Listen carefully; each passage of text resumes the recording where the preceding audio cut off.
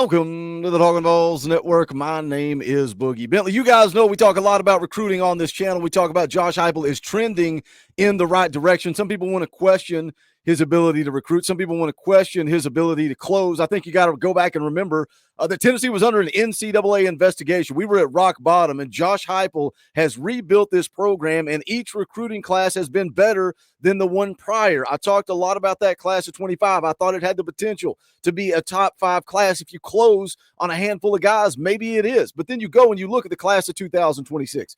Tennessee jumped out to a hot start in this upcoming class. And, of course, you kick things off with Faison Brandon, a 5-star quarterback, the #1 quarterback in the country, according to 247 Sports, the #1 overall player in the country, according to 247 Sports. So when a lot of people talk about how this staff can't recruit, Josh Heupel can't recruit, I mean, you've signed Faison Brandon, you've signed David Sanders, you signed Nico, you signed Mike Matthews, Jordan Ross, the list goes on and on. He is signing elite players, and in this class of 26, getting Faison Brandon in the boat early was crucial. You can see there, he committed on August the 3rd of last year. That means he's available to peer recruit, right? We saw the same thing with George McIntyre. We saw the same thing with Nico, and peer recruiting is going to be a theme in this story as we go on to talk about an elite interior offensive lineman that Tennessee has been predicted to land. Peer recruiting is part of that. But again, you roll down through the class here, the number of blue chip prospects: Faison Brandon, Tyreek King, a 4-star wide receiver out of Knoxville,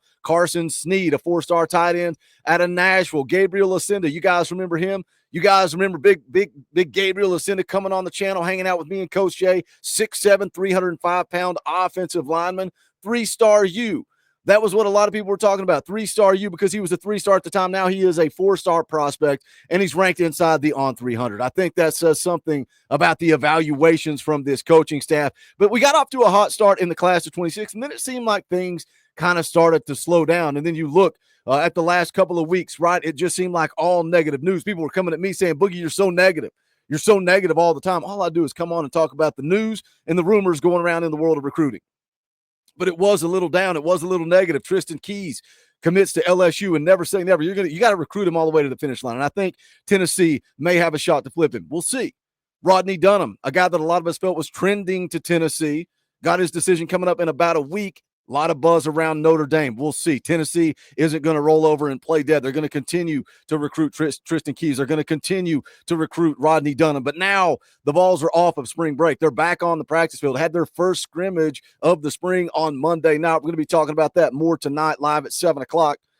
So they had that scrimmage. They had a pretty full weekend of visitors. Made a video yesterday talking about Joel Wyatt, #1 athlete in the country. Tennessee seems to be the front runner there. Also talked about Xavier Griffin, 4-star linebacker, committed to USC, but Tennessee is trying to get him to flip. But now I want to talk about a 4-star interior offensive lineman. That is Leo Delaney. You can see here Anna Adams of 247 Sports tweets out forecasting top 247 offensive lineman Leo Delaney to Tennessee. He was here this weekend. We're going to talk about the visit. We're going to talk about peer recruiting because you can see the uniform there. Teammates, high school teammates with Tennessee offensive lineman David Sanders, calls him his best friend on and off the field. How much does that play into his recruitment? We're going to get into it. We're going to talk about it. But as always, I need you guys to, you know what to do. Do that YouTube stuff, man. Just smash the thumbs up down there below the video. It's quick, it's free, it's easy. It helps the channel. I would appreciate it. If it's your first time here, welcome to the Talkin VAWLS Network. We're not experts here.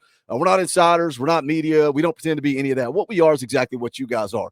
For the fans, by the fans. If you like it, subscribe, click the bell for notifications. You're not going to miss out when we go live and when we drop a video. Like I just said, we're going to be live tonight, 7 p.m. Eastern time. The boys are going to be in the house. We're going to talk about that spring scrimmage. We're going to hear what Josh Heupel had to say. We're going to talk a lot about Nico.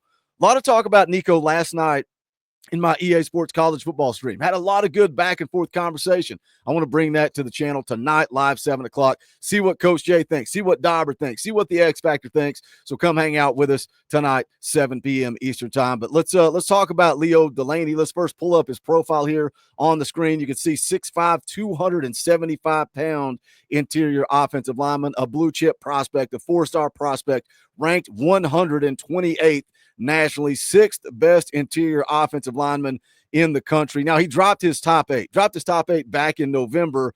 Clemson, Georgia, Michigan, Nebraska, NC State, Penn State, Tennessee, and Wisconsin. So why did Anna Adams put in this prediction? Why did Anna Adams put in this crystal ball? And I think this is a true prediction. I don't think this is a spoiler alert. I don't think this is Wilt Fong telling you in the final hour where Leo Delaney is going, but Anna Adams feels that Tennessee is the front runner. Why? She said the connection that Delaney has built with Tennessee over time is authentic and based on mutual respect.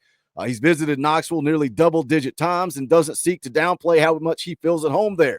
He loves the culture, the coaching staff, big-time SEC game day environment, and how naturally at ease he feels there. Now, again, he was in town this weekend. Coming off the visit, here's a quote he gave on 3. He said, "Leaving this visit, I am definitely in love with the Tennessee program. I think it's a great program and somewhere I can feel completely comfortable. What made this visit different was the atmosphere, getting to be around players more than I had before." Goes on to say, "I got to get to know the team and the culture beyond what is seen on the practice field. They see me as a great prospect, and they think they can develop me into a great football player and a great man. Feel like I could really contribute to their team." Now, man, just talking about development, I'm excited about this offensive line going into 2025. And you may be saying, "Boogie, you're crazy. We got one returning starter on the offensive line." Well, guess what? I'm excited about the wide receiver room too. Why can we not be better?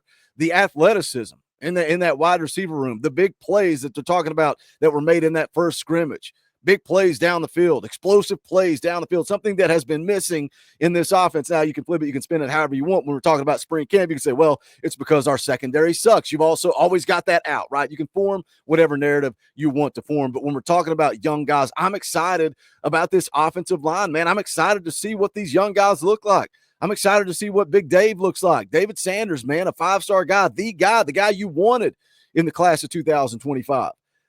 William Satterwhite at center. What does he look like, right? Said he's got it between the ears. He understands mentally. He's got a grasp of the offense. Needs a little bit more physicality. Can that come along in 2025? I hope so.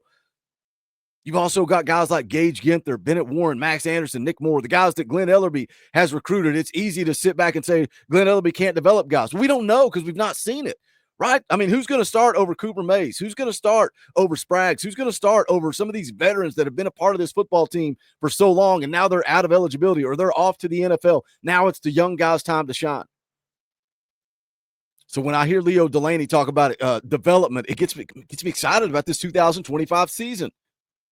Tom Loy over at 247 Sports also put out an update after Delaney's visit this weekend. Said keep an eye on Tennessee and Charlotte Providence Day School top 247 offensive lineman Leo Delaney. Said the Volunteers have always been in a good spot with the 6'6", 280-pounder who is ranked the number 63 overall player in the class of 2026 by 247 Sports. But it's clear now that sources at Tennessee believe he's on commit watch in the coming months. The Vols staff believe they have moved into the pole position for the coveted prospect who is friends and former teammates of Tennessee freshman offensive lineman David Sanders.